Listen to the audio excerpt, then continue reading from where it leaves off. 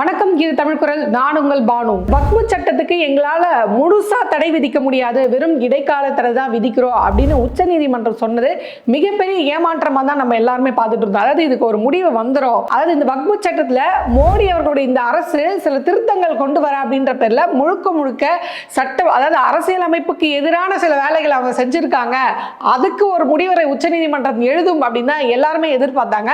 ஆனா அதுக்கு மாறா அவங்க இடைக்கால தடை விதிச்சிருக்காங்க. அந்த இடைக்கால தடையிலும் சில இக்குகள் உள்ள வச்சிருக்காங்க அப்படின்றதுதான் இப்ப பெரிய பிரச்சனையா பேசப்படுது.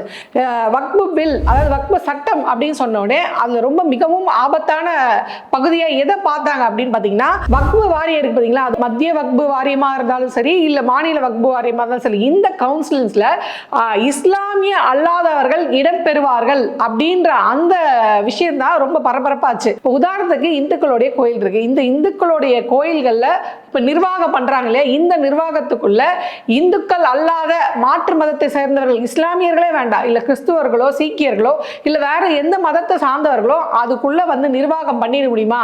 திருப்பதி முதல் கொண்டு காசி விஸ்வநாதர் கோயில் வரை நீங்க அந்த மாதிரி எதுவுமே பண்ண முடியாது, சாத்தியம் இல்லை. அந்த உறுதியையும் இந்த சட்டம் கொடுக்குது. அதாவது ஒரு மதத்துக்குள்ள இன்னொரு மதத்தினர், அந்த மதத்தை சாராதவர்கள் அதுக்குள்ள வந்து இன்டரப்ட் பண்ண மாட்டாங்க அப்படின்ற உறுதியை சட்டம் கொடுக்குது. அப்படி இருக்கும்போது இஸ்லாமியர்களுக்கு மட்டும் ஏன் இந்த பாரபட்சம் அப்படின்ற கேள்விதான் இந்த ஃபர்ஸ்ட் இந்த பில் வந்த போதே ரொம்ப பரபரப்பா பேசப்பட்டது. அப்படி எப்படி இஸ்லாமியர்களோட இதுக்குள்ள நான் முஸ்லிம்ஸும் உள்ள வரலாம், நீங்க இதை வந்து நீதிபதியே கேட்டாங்க, அது நீங்க ஒத்துப்பீங்களா? இப்போ இந்துக்களோட கோயில்களுக்குள்ள இஸ்லாமியர்களை உள்ள வந்து உட்கார்றதுக்கு விடுவீங்களா அப்படின்னு அப்பவே நீதிபதிகள் கேட்டாங்க. அந்த இதுதான் வந்து எல்லாருமே எதிர்பார்த்தாங்க, இந்த இதுல தடை விதிப்பாங்க ஒட்டுமொத்தமா அப்படின்னு. இந்த இயரிங்ல இதுக்கு ஒட்டுமொத்தமா தடை விதிப்பாங்க, இஸ்லாமியர் அல்லாதவர்கள் இந்த கவுன்சிலுக்குள்ள மெம்பர்ஸா இருக்கிறத தவிர்ப்பாங்க, தடை பண்ணிடுவாங்க அப்படின்னு நினைச்சாங்க. ஆக இதை ஒட்டுமொத்தமா தடை பண்ணாம உச்சநீதிமன்றம் அதை வந்து அந்த இது குறைச்சிருக்காங்க அப்படின்னு தான் சொல்லணும். அதாவது இஸ்லாமியர் அல்லாதவர்கள் வக்ஃபு வாரியத்துல இருக்கலாம், அதாவது நம்பர்ஸ் தான் அவங்க குறைச்சிருக்காங்க. இப்ப முன்னாடி வந்து பாத்தீங்கன்னா 2025 சட்டம் 22 பாத்தீங்களா, அதன்படி 10 பேர், அதாவது 20 பேர் ஒரு மெம்பர் இருக்காங்க அப்படின்னா அதுல 10 பேர் வந்து முஸ்லிம்களாகும், மீதி 10 பேர் வந்து அரசு வந்து நியமனம் பண்ணும் அப்படின்ற சட்டத்திட்டத்தை அவங்க கொண்டு வந்தாங்க. ஸோ இதை வந்து எதிர்த்தாங்க. அதை எப்படி நீங்க எங்களோட கவுன்சிலுக்குள்ளேயே எங்களையே சிறுபான்மையா மாத்துறீங்க? இப்ப 10 பேர் இருப்பாங்க, முஸ்லிம்ஸ்களா இருப்பாங்க, 10 பேர் நான் முஸ்லிம்ஸா இருப்பாங்க. அப்ப என்ன பண்றீங்க, ஒரு இஸ்லாமிய நிறுவனத்துக்குள்ள இஸ்லாமியர் அல்லாதவர்கள் வந்து அங்க முடிவு எடுப்பாங்க அப்படின்னு சொல்றது எந்த வகையில நாங்க ஏத்துக்க முடியும் அப்படின்றத ஃபர்ஸ்ட் சர்ச்சையாச்சு. இதை ஒட்டுமொத்தமா இவங்க மாத்திருக்காங்களா அப்படின்னு கேட்டா அதுதான் இல்ல. இப்ப இவங்க என்ன மாத்திருக்காங்க அப்படின்னு பாத்தீங்கன்னா, மத்திய வக்ஃபு கவுன்சில்ல 20 உறுப்பினர்கள் இருப்பாங்க அப்படின்னு சொன்னோம் இல்லையா, இந்த 20 உறுப்பினர்கள்ல 4 பேருக்கு மேல முஸ்லீம் அல்லாதவர்கள் இருக்கக்கூடாது அப்படின்னு வந்து அவங்க கொண்டு வந்திருக்காங்க. முன்னாடி 10 இருந்தது, இப்ப 4 பேருக்கு மேல இருக்கக்கூடாது அப்படின்னு கொண்டு வந்திருக்காங்க. அதே மாதிரி மாநில வக்ஃபு வாரியம் இருக்கு பாத்தீங்களா, இதுல 7 உறுப்பினர்கள் இருப்பாங்க. இந்த 7 உறுப்பினர்ல 3க்கு மேல நான் முஸ்லிம்ஸ் உறுப்பினர்கள் இருக்கக்கூடாது, அதாவது 3க்கு மேல நீங்க நான் முஸ்லிம்ஸ் உறுப்பினர்களை அதை வச்சிருக்க கூடாது. சோ இவங்க நம்பர்ஸ் தான் குறைச்சிருக்காங்களே தவிர்த்து ஒரேடியா இஸ்லாமியர்கள் அல்லாதவர்கள் வக்ஃபு வாரியத்தில் இருக்க வேண்டிய அவசியம் இல்லை அப்படின்ற தீர்ப்பு கொண்டு வரல. மாறா அவங்க வந்து பரிசீலனை கருத்து தான் சொல்றாங்க. அதாவது இவங்க வந்து தீர்ப்பா சொல்லாம அதை வெறும் கருத்தா தான் சொல்றாங்க. அவங்க என்ன சொல்றாங்கன்னா, அவங்க அதை விரும்புறாங்க, அதாவது இஸ்லாமியர்கள் என்ன விரும்புறாங்கன்னா, தன்னுடைய வாரியத்துல, அந்த வக்ஃபு வாரியத்துல இஸ்லாமியர்கள் தான் உறுப்பினரா இருக்கணும்னு அவங்க விரும்புறாங்க அப்படின்ற ஆலோசனை, அந்த மாதிரியான வாய்மொழி வார்த்தையை தான் அவர் சொல்லியிருக்கார். நீதிபதிகள் அவர்களுடைய இந்த வாய்மொழி வார்த்தையை மோடி அரசு எந்த அளவுக்கு அது காது கொடுத்து கேட்கும் அப்படின்றது நம்மளுக்கு இன்னும் ஒரு மிகப்பெரிய கேள்வியா நம்மளுடைய முன்னாடி நிக்குது. சோ மோடி அவர்கள் இதை எப்படி பிளான் பண்றாங்க அப்படி பாத்தீங்கன்னா, முஸ்லீம் நிறுவனங்களை இந்துத்துவாவோட கட்டுப்பாட்டுக்குள்ள கொண்டு வரதுக்கான முயற்சியா தான் இந்த சட்ட திருத்தங்களை அவங்க கொண்டு வந்திருக்காங்களா? அதுக்கு உச்சநீதிமன்றம் கொடுத்த இந்த தீர்ப்புன்றது மோடி அவர்களுக்கு ஃபேவரா போற மாதிரி தான் இருக்கு. இது அரசியலமைப்புக்கே எதிரானது. எந்த மதத்துக்குமே இந்த நிபந்தனை பொருந்தாதே. இந்துக்களுக்கு கிடையாது, கிறிஸ்டியன்களுக்கு கிடையாது, சீக்கியர்கள் கிடையாது, யாருக்குமே இந்த நிபந்தனை அல்லாத போது இஸ்லாமியர்களுக்கு மட்டும் எப்படி இந்த நிபந்தனை பொருந்தும்? அவங்களுடைய வக்ஃபு வாரியத்துக்குள்ள, அவங்களுடைய கவுன்சிலுக்குள்ள இஸ்லாமியர் அல்லாதவர்களை நீங்க எங்க கொண்டு வந்துப்பீங்க? அதுவும் யாரு? அது கவர்மெண்டே கொண்டு வந்து வைக்கும். அப்போ இதை நம்ம நினைச்சு பார்க்கணும். அந்த இடத்துல, அதாவது சொந்த கவுன்சிலே தன்னை ஒரு சிறுபான்மையரா கொண்டு வர்றதுக்கான, இஸ்லாமியர்களை சிறுபான்மையரா கொண்டு வர்றதுக்கான முயற்சியில மோடி அரசு ஈடுபட்டது. அதை தடுக்கிற மாதிரி தடுத்து இடைக்கால தடை போடுற மாதிரி போட்டு மறுபடியும் எங்களை அதே இளமைக்கு கொண்டு போய் நிறுத்தி இருக்கிறீங்களே அப்படின்ற குமுறலை அவங்க எடுத்து வச்சிருக்காங்க. இதுல ரெண்டாவது சிக்கலுக்குரிய விஷயம் என்ன அப்படின்னு பாத்தீங்கன்னா, ஒரு வக்ஃபு வந்து உருவாக்கணும் அப்படின்னா அது வந்து இஸ்லாமியர் ஒருத்தரால தான் முடியும். அதுவும் அவர் வந்து 5 வருஷம் இஸ்லாமியத்தை ஃபாலோ பண்ணவரா இருக்கணும்.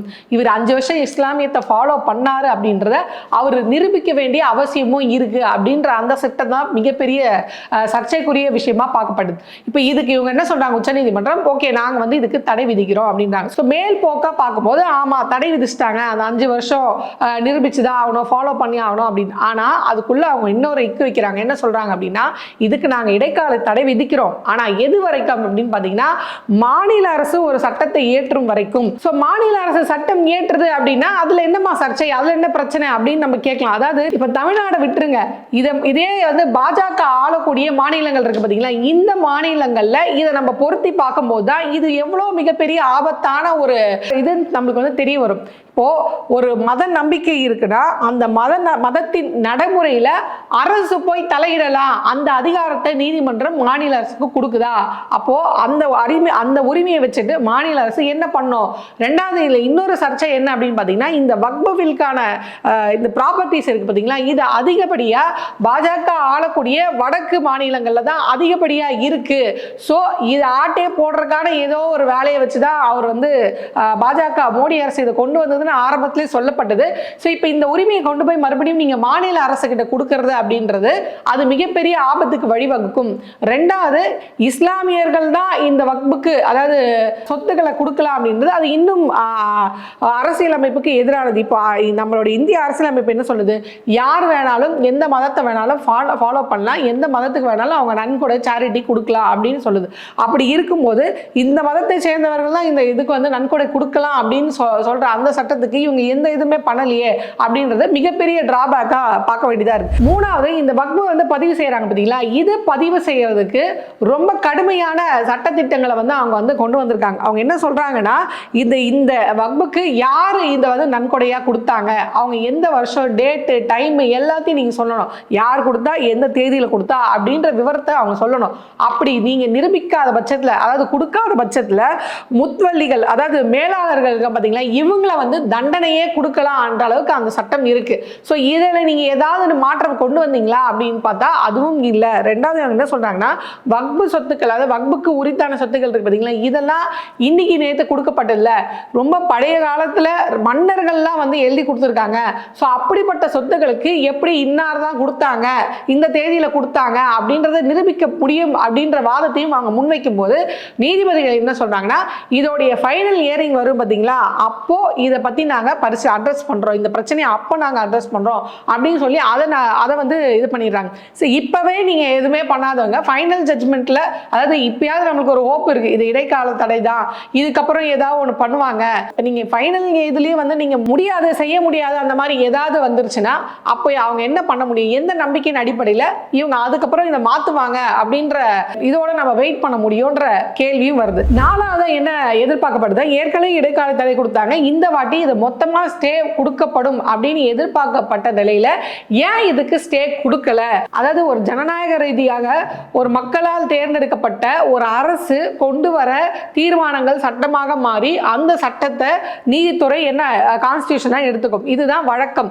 ஆனா இது மற்ற விஷயங்கள்ல ஓகே. ஆனா மோடி அரசு இருக்கு பாத்தீங்களா, தொடர்ந்து சட்டத்துக்கு புறம்பா அரசியல் அமைப்புக்கு புறம்பாவே செய்யறதே தன்னுடைய முழு நேர வேலையா வச்சிருக்காங்க. பல இடங்கள்ல மோடி அவருடைய அரசு அரசியல் அமைப்பு ஒரு விஷயமாவே மதிக்கல, தனக்கு தான் உச்சபட்ச அதிகாரம் இருக்கு அப்படின்ற மாதிரி அவர் செயல்பட்டாரு. இது உச்சநீதிமன்றத்துடைய தலைமை நீதிபதி BR கவாய் அவர்கள் அப்பயே சொன்னார், இங்க பாருங்க உங்க இஷ்டத்துக்குலாம் நீங்க பண்ணிருக்க முடியாது, இங்க எல்லாத்த விட பெருசு என்னன்னா கான்ஸ்டிடியூஷன், அதாவது இந்திய அரசியலமைப்பு சட்டம் இருக்கு பாத்தீங்களா, இதுதான் எல்லாத்த விட பெருசு, அதை தான் நீங்க ஃபாலோ பண்ணி ஆகணும் அப்படின்னு அவர் சொன்னார்.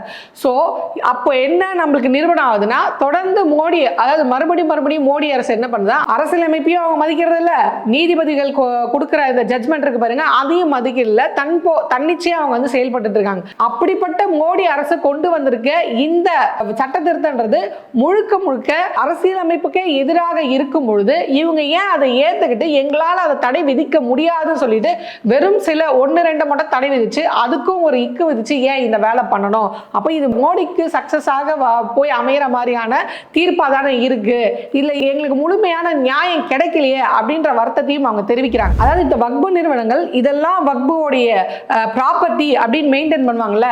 ஸோ இப்போ மோடி அரசு ஒரு என்ன செக் வைக்கிறாருன்னா, இதெல்லாம் வக்பு ப்ராப்பர்ட்டியா இல்லையா அப்படின்றது அந்த வக்பு வாரியத்தில் இருக்கவங்க முடிவு பண்ணா ஏத்துக்க மாட்டாராம். வெளியே இவரு அனுப்புறாரு இல்ல கவர்மெண்ட் ஆபீசரு, அவங்க வந்து சொல்லணுமா, ஆமாமா இதெல்லாம் வந்து வக்பு வாரியத்துக்கு தான் சொந்தமானதுன்னு அப்படின்னு அவரு முடிவு பண்ணுவாராம். அதை எப்படி அவரு முடிவு பண்ண முடியும்? அதுக்கு தடை விதித்து இருக்கணும் இல்லையா? ஆனா இந்த தடையை முழுமையா இந்த உச்சநீதிமன்றம் விதித்து தான் கேட்டா அதுதான் இல்ல. அவங்க என்ன சொல்றாங்கன்னா, இந்த வக்பு நிறுவனத்திற்கும் அரசுக்கும் இடையிலான இந்த சண்டையில அரசு அதிகாரிகள் எந்த தீர்மானமான முடிவையும் எடுக்க இயலாது, அதுக்கு நான் தடை விதிக்கிறேன் அப்படின்னு அவங்க சொல்றாங்க. என்னமா அவங்க தடை விதிக்கலன்ற அப்புறம் விதிச்சாங்கன்ற அங்கதான் ஒரு இக்கு வச்சிருக்காங்க. அவங்க என்ன சொல்றாங்கன்னா, நாங்க தடை விதிக்கிறோம் எது வரைக்கும் அப்படின்னா தீர்ப்பாயம் வந்து ஒரு முடிவு எடுக்கிற வரையும், அதாவது தேர்ட் பார்ட்டிக்கு இதுக்குள்ள இன்டர்ஃபியர் ஆவறதுக்கான உரிமை இல்ல. அதாவது ஒரு தீர்ப்பாயமோ இல்ல இந்த வக்புக்குன்னு ஸ்பெஷல் நீதிமன்றம் இருக்கு பாத்தீங்களா, இவங்களும் அந்த முடிவை எடுக்கிற வரைக்கும் இந்த இதுல ஒரு தேர்ட் பார்ட்டி வந்து முடிவு எடுக்க, அதாவது தலையீடு பண்றதுக்கான உரிமை இல்ல. உடனே நீங்க என்ன பண்ணிருக்கணும், அவங்க தலையீடு பண்ண முடியாது அப்படின்னு சொல்லி மொத்தமா ரத்து பண்ணிருக்கணும். அது என்ன, மாநில அரசு முடிவெடுக்கும், ஒவ்வொரு வாட்டியும் மாநில அரசு முடிவெடுக்கும், இந்த மாதிரி இதுக்கான நீதிமன்றம் முடிவெடுக்கும் அப்படின்னு சொல்றதுன்றது, அதாவது நாங்க தீர்ப்பையும் கொடுத்துருக்கோம், அதை உடைக்கிறதுக்கான வழிவகையை நாங்க சின்ன சின்னதா அதுக்குள்ள வச்சிருக்கோம், அதை வச்சு நீங்க எப்படியா பண்ணிக்கோங்க அப்படின்ற மாதிரி தான் இருக்கு இந்த தீர்ப்பை பார்க்கும்போது. ஸோ அது என்ன, மாநில அரசு ஒரு சட்டம் இயற்ற வரையும் தீர்ப்பாயம் ஒரு முடிவெடுக்கிற வரைக்கும் இதுக்கு நான் தடை விதிக்கிறேன் அப்படின்னு நீங்க சொல்றதுன்றது எந்த அளவுக்கு ஏற்புடைய விஷயமா இருக்க முடியும்? இது ஒரு நிரந்தர தீர்வே கிடையாது, இது வெறும் தற்காலிகமான ஒரு தீர்வு தான். ஸோ கடைசிக்கு கடைசி ஒரே ஒரு பாயிண்ட் மட்டும் தான் நம்ம சந்தோஷப்படலாம். அதாவது இவங்க இந்த இக்கு வச்சாங்களே, இந்த இக்கு இருக்கவங்களா தலையிடாத வரைக்கும் வக்புவோடைய இந்த ஸ்டேட்டஸ் இருக்கு பாத்தீங்களா, இது அப்படியே கண்டினியூ ஆகும், வேற யாரும் இதுல குறுக்கீடு செய்ய இயலாதுன்னு சொன்ன அந்த ஒரு வார்த்தை மட்டும் தான் நம்ம கொண்டாடுற விதமா பார்க்க வேண்டியதா இருக்கு. ஸோ இந்த இடைக்கால தடையை நம்ம வந்து முழு மனசோட வரவேற்க முடியாது. ஏன்னா நான் ஏற்கனவே சொன்னேன், இது வெறும் இடைக்கால தடை, இன்னும் வந்து முடிவு வரல. This is not a final judgement. So இது ஒரு தற்காலிக தீர்வு தான். ஆனா நிரந்தர தீர்வு அப்படின்றது இந்த ஃபைனல் ஜட்ஜ்மெண்ட் வரும்போது மட்டும்தான். அந்த ஃபைனல் ஜட்ஜ்மெண்ட் வர வரைக்கும் நீதிமன்றங்கள்ல இந்த வக்பு பில்லுக்கு எதிரான போராட்டம்ன்றது தொடர்ந்து கொண்டுதான் இருக்கும். அது அந்த ஃபைனல் ஜட்ஜ்மெண்ட் வரும்போது மட்டும்தான் இது மோடி அரசுக்கு, அதாவது இந்துத்துவா கீழே இஸ்லாமியர்களுடைய நிறுவனங்களை கொண்டு வர்றதுக்கான மோடியின் முயற்சிக்கு வெற்றியா தோல்வியா, அதுக்கு நீதிமன்றம் உறுதுணையா போகுதா போகலையா அப்படின்றத ஃபைனல் ஜட்ஜ்மெண்ட் வரும்போதுதான் நம்மளுக்கு தெரியும். ஸோ பொறுத்திருந்து பார்ப்போம் இறுதி தீர்ப்பு என்ன மாதிரியான ஒரு தீர்ப்பா வருதுன்னு.